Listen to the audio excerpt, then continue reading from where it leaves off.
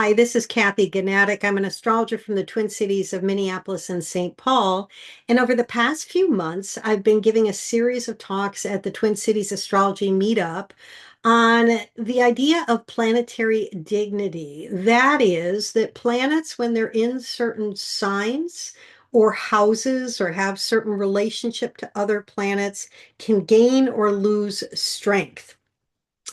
And there's the idea of two types of dignity. There's essential dignity, that has to do with when a planet's in a sign that really fits its energy, and then accidental dignity. And that has more to do with the idea of aspects, or if a planet's in a certain house that's a really strong house, like the first, fourth, seventh, and 10, it does better.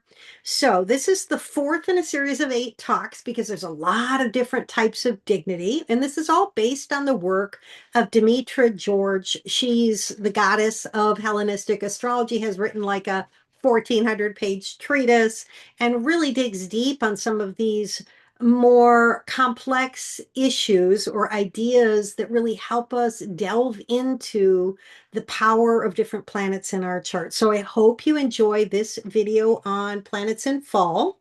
And I hope you enjoy the series. And if you do, please like and subscribe. I'm trying to grow my channel because I really love to teach astrology. It's one of my favorite things to do, so I'd appreciate that.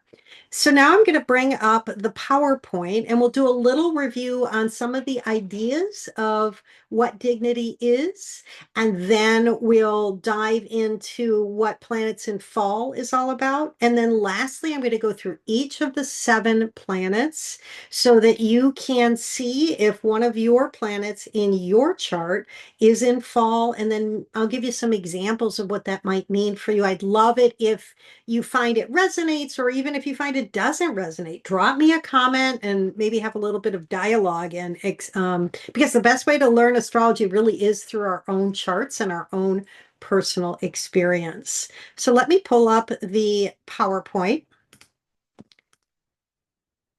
And I just need to make it a little bigger because it always goes smaller on me. And this whole thing, give me 1 second. I really do want to make sure you can see. So first we see just in the slide, it really captures this picture, captures the idea of planets in fall. A planet in fall is in the opposite sign from where it's held in its exaltation. And the last video I did was on this idea of exaltation. And when a planet is in fall, it is kind of has lost its esteem. It doesn't have quite as much energy. It's has a difficult time. It's uncomfortable with the energy, really uncomfortable with the energy of the sign that it's in. So here we have an image of Mars, the warrior, in the sign of Cancer. Cancer is about home and comfort and safety and lovely spaces where we can grow and thrive. And you can see Mars is a little uncomfortable here. Like, how do I use that Mars energy that wants to conquer and defend and fight and have conflict in a place that's all calm and steady and where people want me to be, to cut down on that energy? And of course, I really resonate with this. I'm a Scorpio rising and my Mars is in Cancer. So Mars rules my chart. And so we're going to get into some of those details about what that might feel like, and also some of the how you can make lemons or lemonade out of lemons kind of concept from these notions of planets. When they're a little bit weaker, they actually challenge us to grow and become more resilient and have more empathy for other people. And so that's part of the benefit of having a planet in fall. Though on a material level, it does create and make life a little bit more difficult. There's no doubt about that. Okay, so then let's go to just an overview quickly of what I'm talking about when I talk about planetary dignity. So in Hellenistic astrology, which is what I practice, it's an ancient system. Modern astrology derived from it. I always think of modern astrology as a little bit the telephone game. They lost a lot of the ideas from the original Hellenistic principles, and they were only rediscovered in the mid 1990s. And that's when we began to have this blossoming or renaissance of astrology, in part because of this expansion and added understanding and depth, and complexity that sometimes Hellenistic astrology can bring. And mind me, I love modern astrology as well. I'm a very psychological astrologer. I think modern astrology has added a lot. But so in Hellenistic astrology, there's this idea of two different types of dignity. The first is essential dignity. That is when a planet is in a sign where it vibes and feels really good.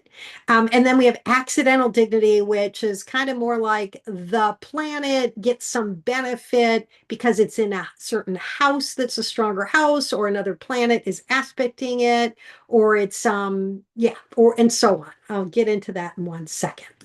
So these are the types of essential dignity on the left. We're going to cover, or I have covered, 4 of the 7 that are listed here. And I'll drop links to videos where I talked about rulership or domicile. When a planet's in its own sign, it loves it. It feels comfortable. It can do what it wants. When it's in the sign of its exaltation, where it's held on high, like a king or queen, it loves it as well. I'll drop the video to that. And then when it's in exile, which is in the sign opposite the sign it rules, it has some difficulty. And I did a video on that. I'll drop it as well. And today we're talking about fall, which is when planets are in the sign opposite their sign of exaltation. I'm not going to talk about triplicity or term or face/decan, um, just because of time constraints, but you can always check out Demetra George's work on this. She's got a great treatise, as well as I think she's got some astrology workbooks like Astrology for Yourself, and I believe she talks about these ideas in there as well. And I have a series on the decans. The 36 decans of the zodiac all correspond, or each correspond, to one of the minor tarot cards, and also some ancient esoteric texts and the Kabbalah. And my series brings in all that good stuff, exploring every 10 degrees of the zodiac. And it's a really good way to take a deep dive into your planets if you want to go even deeper on them. And I'll drop a link to that series as well. And then we have accidental dignity, and that's what I was talking about, like house placement and planetary sect. If you were born during the day, planets Saturn, Sun, and oh my gosh, Jupiter are all part of your team, and so they're a little stronger for you. If you were born at night, it's Moon, Venus, and Mars. Mercury can play on either team because he's kind of a hermaphrodite, let's say. He goes day and night. He brought messages from the underworld to the gods and whatnot. And then we also have aspects and joy. I'm going to talk about all those concepts in the upcoming 4 months. And then, of course, we have retrograde motion when a planet is cazimi, mutual reception, and speed. These are all other types of dignity, accidental dignity, that I will not be talking about. But again, you can check those out in Demetra's book. So this is the Thema Mundi. I talk about this at greater length in the first video on domicile. And basically, it's the chart of the world. This is the foundational principle on which everything is derived. All these ideas of planetary joy and exaltation, etc., come from this Thema Mundi. You can check out that first video if you'd like a deeper dive. This is simply a slide that shows which planets rule which signs. This goes with the idea of rulership by domicile. Being in your own sign gives you strength. And if you want to memorize this, it's always a good idea. This is the most important dignity in my mind because it just ends up being used for a variety of reasons that I can't get into right now. But again, if you check out my video, on domicile, you'll get a deeper understanding why it's so important to know which planets rule which signs in a chart. Not the least of which is if you know the planet that rules your rising sign, it can help you get a sense for and where that planet is in your chart. It can help you get a sense of your life purpose, your dharma.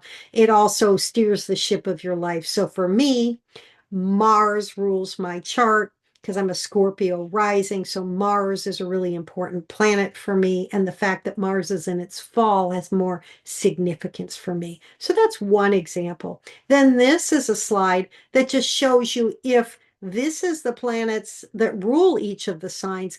When you go to the opposite sign from which a planet rules, you get a planet that's in exile, kind of in a stranger in a strange land. And that's a detriment. And I did a video on that as well, as I've said already. So then let's talk about exaltation. Exaltation is important to understanding the notion of fall, which is what we're talking about today, because to understand where a planet is in its fall, you look to the sign opposite to where a planet is exalted, and that's where it's in its fall. So, a planet that's in the sign of its exaltation is held in high esteem and treated as an honored guest relative to the topics of the house it occupies. His or her thoughts, positions, and actions have great influence over the behavior and deeds of others. It's like a person in his or her own kingdom and glory. For example, if you have your moon in Taurus, where it's exalted, and that moon is in the 11th house, which has to do with groups and organizations, you may be somebody who achieves honor and awards through your friends, groups, and organizations. So that's the vibe of exaltation. And here's a little chart that shows where each planet is exalted. Again, I did that video on exaltation. I'll drop it if you want to check it out. But now let's get to fall. So, a planet that is in the sign of its fall has descended from that place of honor. It's as though the planet is residing in a land where its natural qualities feel unrecognized or unsupported, like that Mars in Cancer, the warrior in the sign of home and family does not know what to do with all that warrior energy. Takes a little bit of time to come to know. And I'll give you one example just from my own chart because it feels like it fits so well. Before I was an astrologer, let's say in my first life, I was a trial lawyer.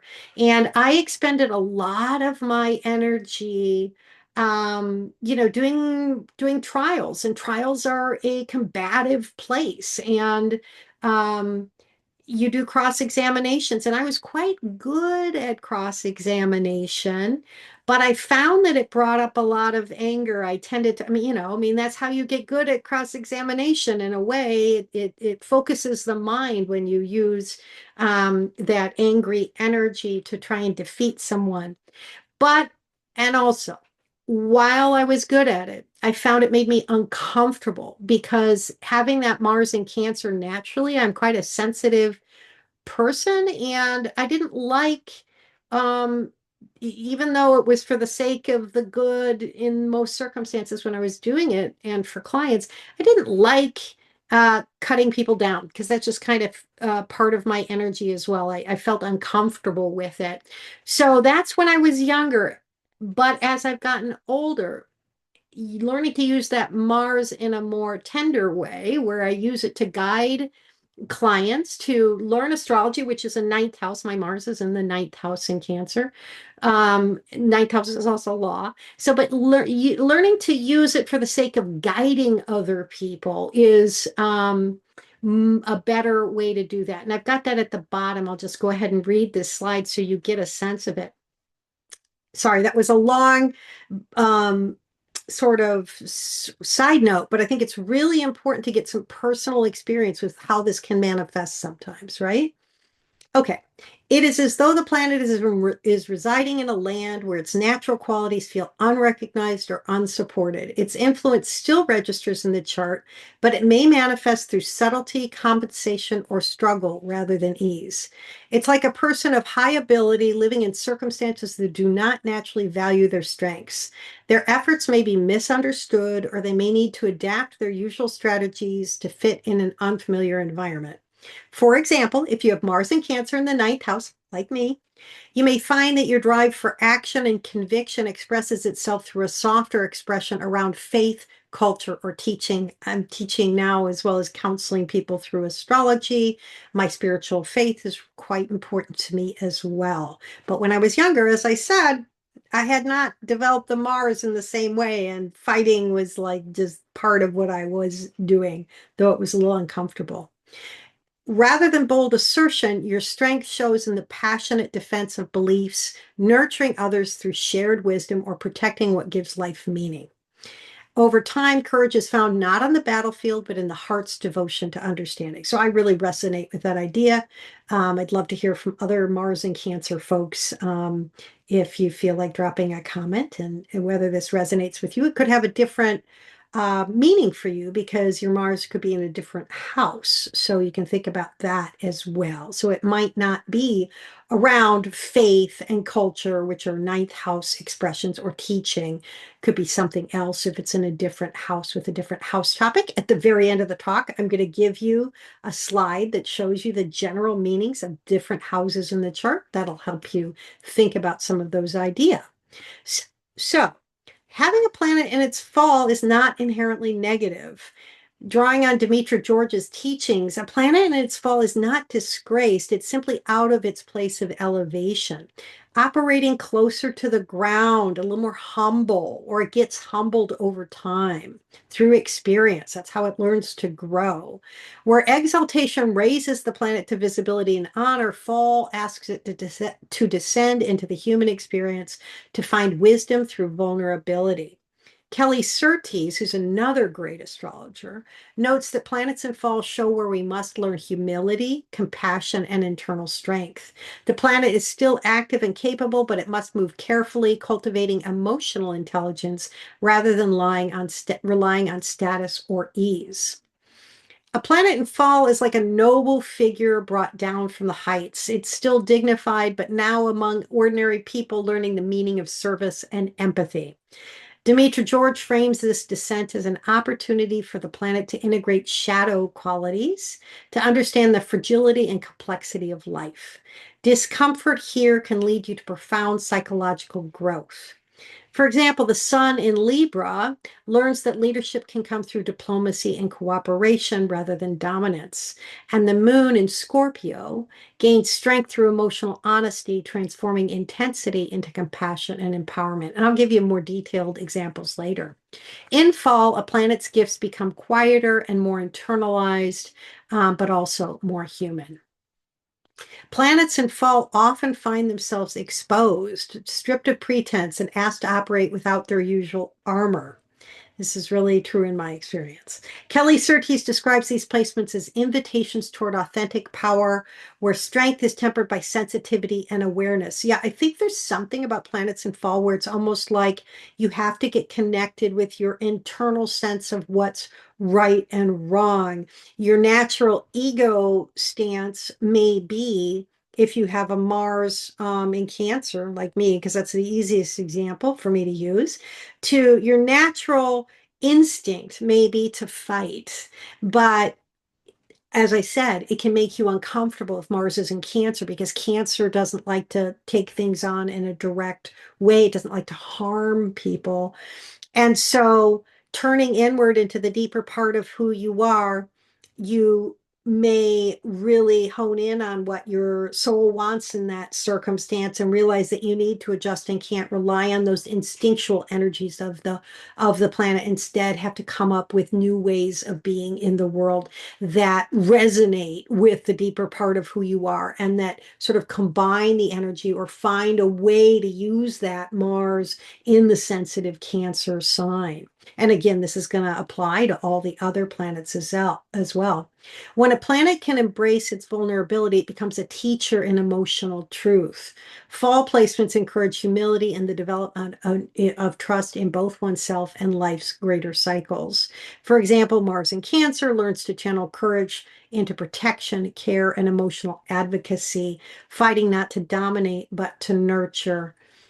And Jupiter in Capricorn discovers practical wisdom, grounding its beliefs in real world experience and responsibility. Demetra George also reminds us that fall placements can lead to great inner strength born from lived experience rather than ease. This is the part where I get it. If you got a planet in fall, it's not easy, but let's think about what we can get when we struggle with life a little bit, when we have to learn. We can expand our sense of who we are, expand our competence, be resilient. While exaltation represents glory and respect, fall represents wisdom and empathy gained through descent. Such planets teach us how to be resilient when prestige fades, how to find beauty in imperfection, and how to elevate others through understanding. These placements develop authenticity and emotional depth, the kind of insight that only comes through falling, adapting, and rising again. For example, Venus in Virgo learns discernment and love and might turn disappointment into devotion through service and care. Mars in Cancer transforms frustration into empathy, and encountering the quiet strength in defending what's tender. When this, oh, so now, sorry, just jumping ahead. So now I'm going to go through, I have a slide for each of the different planets in fall that will help us, may help you if you have one of these planets in fall, get a deeper sense for it. I'm just going to move that over so I can read it. So the sun is in its fall in the sign of Libra, the sign opposite Aries, where the sun is exalted. When the sun's in Leo, the sign of its domicile or home, it radiates strength, creativity, and personal authority. The sun in Leo shines brightly, thriving on recognition, and embraces its role as a source of warmth, inspiration, and leadership. In Libra, the sun is in its fall where the focus shifts from self-expression to other awareness. The sun's sense of sovereign identity is tested in the realm of partnership and balance. Instead of standing alone at the center, the sun is the planet all the other planets revolve around. So there's this quality of, look at me, the sun wants that, right?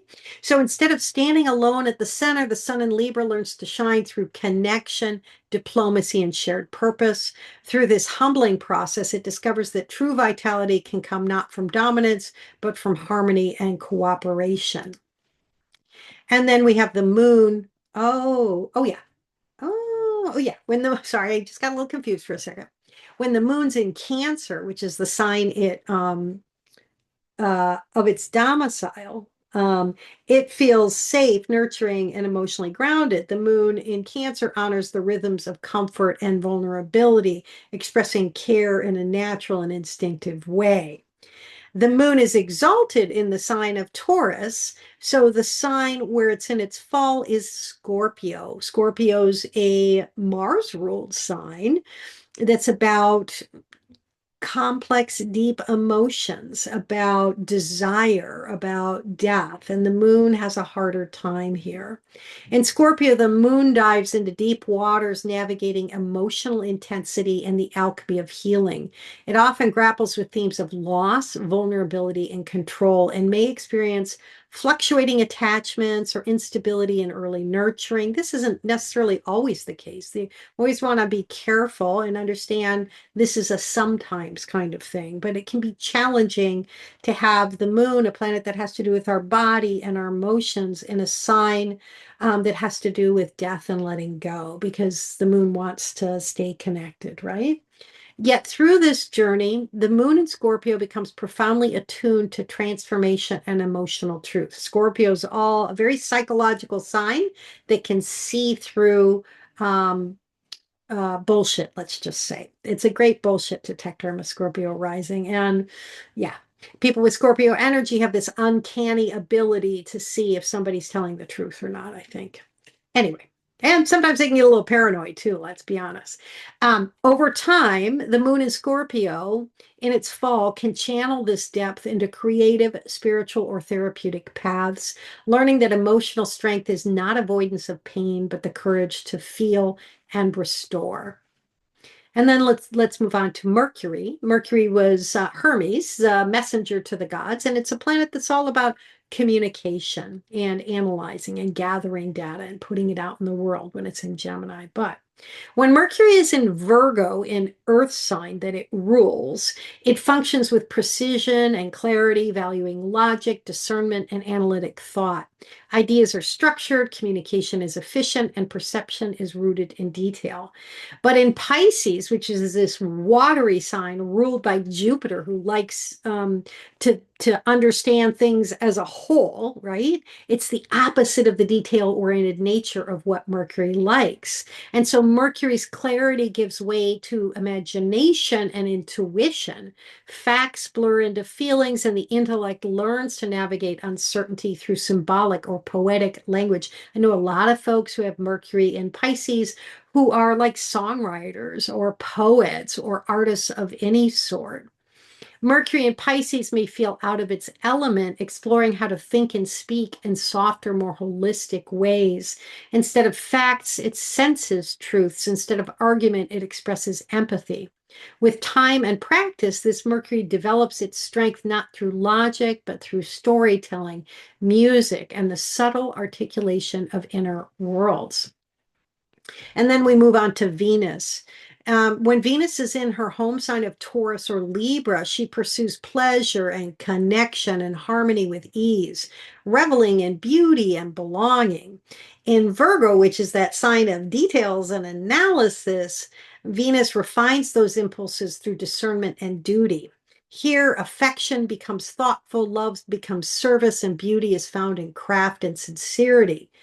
But and also Venus and Virgo may overanalyze connection or hold high standards that make it hard to be comfortable and settled, right, in a relationship. Yet it can express artistry through skill, precision, and care. When we were talking at the meetup about this Venus and Virgo yesterday, my co-host Nicole Conan has Venus and Virgo, and we were both talking about Martha Stewart. I pointed out that Martha Stewart had her Venus in Virgo, and Nicole was like, "Oh, I love Martha Stewart. She had a real resonance with her." And if you just think about the beauty she created, which honestly did not appeal to me as much because I tend to like beauty that's a little bit more flexible. It was always everything in order, these beautiful living rooms or kitchens or table spreads. But boy, if a fork was a half an inch out of place, it wasn't right for her. And that is a certain aesthetic, and that kind of fits with some of the energy of Venus in Virgo. There can be this precision around beauty, right? Over time, the love and refinement becomes its art, turning work into devotion and discovering that the purest beauty lies in mindful attention. And yeah, Nicole, my co-host, just says this beautiful way of connecting with people through service and how she speaks in a very careful way around different topics. So I just think that Venus in Virgo can be quite attentive to other folks. So that's beautiful. And then we have Mars in Cancer. When Mars is in Aries or Scorpio, it acts with confidence and directness. Courage, initiative, and self-assertion flow naturally, allowing Mars to conquer. Excuse me, one second. I just want to see something. Okay, sorry. I thought for a second I wasn't recording, kind of freaked me out, not gonna lie. Okay. When Mars is in Aries or Scorpio, it acts with confidence and directness. Courage, initiative, and self-assertion flow naturally, allowing Mars to conquer challenges with vitality and drive. In Cancer, Mars is in its fall. I already talked about that quite a bit, where its burning fire meets the emotional waters of care and protection. Direct confrontation becomes uncomfortable. There's a real passive aggressive quality. It's just because they don't want to hurt people. There's this quality of knowing or feeling like um, who you are or how you are is going to harm somebody that you care about when you assert yourself directly. I'm just saying that from personal experience. So that's what leads to the passive aggressiveness of a Mars in Cancer, because it feels uncomfortable to assert itself in the home and family arena. Yet this signature can evolve into a form of emotional courage, fighting to nurture, protect, and defend what's loved. Mars in Cancer learns how to act from empathy rather than impulse, transforming raw aggression into devoted guardianship. And then we have Jupiter in its fall in Capricorn. When Jupiter is in Sagittarius or Pisces, the signs that it rules, it expands freely, guided by faith, optimism, and vision. It flourishes through exploration, trust, and an open sense of abundance. In Capricorn, which is ruled by Saturn as this sign about restrictions or like achievement and hard work and responsibility, Jupiter is in its fall and it's challenged to express generosity, which it loves to do, in like this really structured, pragmatic way. Hope is measured against time, rules, and responsibility. Yet through discipline and realism, Jupiter in Capricorn cultivates wisdom that's grounded and enduring. Instead of unchecked optimism, it builds faith through steady progress. That's what Capricorn and Saturn like, proving that growth founded on integrity and effort can sustain longer than fleeting fortune. And then lastly, we have Saturn in Aries. That's where Saturn is. Well, it has been in Aries. It's moved back to Pisces for a little while, but people with Saturn in Aries are in the middle of their Saturn return. Saturn's going to go back into Aries this spring.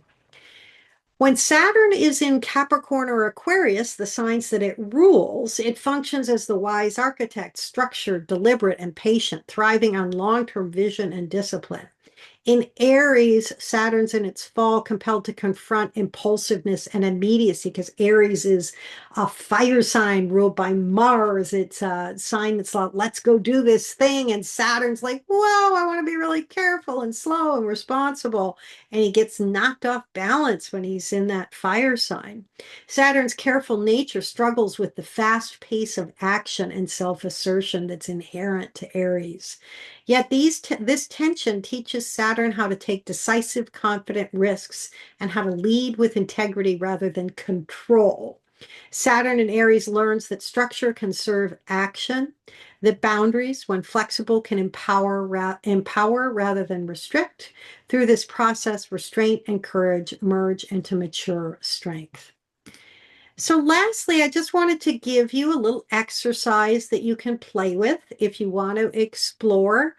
I'm going to drop a link to AstroSeek, which is a website, to a YouTube I did that shows you how you can pull up your birth chart on AstroSeek in case you don't know what your rising sign is. The rising sign is the sign on the first house. It's the ascendant. So I'll drop a link and you can pull your chart up and then figure out uh, see your chart, and then you can also see if you have any planets in fall, and then you can think about the meaning of that in your life for you. So do you have any planets in fall? And then if you do, what houses do they sit in? You can look at the topics of the houses that the planet sits in, and it might help you understand a little bit about how that energy of that planet plays out in your life. If you're a little bit more advanced in your astrology understanding, and you have a sense of the signs that that planet in that planet in fall rules, you can also check out the houses associated with those signs. For example, I have Mars. Let me use an example from this chart here. We see here in this chart that Sagittarius is in the ninth house, or is the ninth house in the chart. And so if you had, oh, I have to use a different sign because there's no planets in fall in Sagittarius. Let's use Capricorn. Capricorn's in the 10th house. If you have your Jupiter in Capricorn in this chart, it's going to somehow affect your career, because career, actions out in the world, and your reputation are all matters that have to do with the 10th house. But, and also because Jupiter's in the 10th house, so it's going to affect 10th house matters. But, and also Jupiter rules the ninth house because it rules Sagittarius, and Sagittarius is the ninth house in this chart. So it's also going to affect you around matters of religion, philosophy, higher education, international travel, all those ninth house matters. It's also going to affect you around Pisces matters because Jupiter rules Pisces and Pisces is in the 12th house. So you can look at the 12th house, which is this complex house that kind of has to do with things that are hidden, the collective unconscious. It can have to do a little bit with introversion and doing things behind the scenes as well. So you could kind of reflect on that, maybe journal a little bit. And feel free, no matter what level you're at, if you have some ideas after playing around with this idea of fall, I'd love to get comments and answer questions in the comment section because, I'm here to teach. And again, I learn through people's questions. So I really appreciate it. Yeah, and I hope you enjoyed the video and like and subscribe. And yeah, check out my other videos as well. And I'll see you in about a month when we talk about accidental dignity and the dignity of planets when they're in particular houses in the chart. So I look forward to it. Have a great month. Talk soon.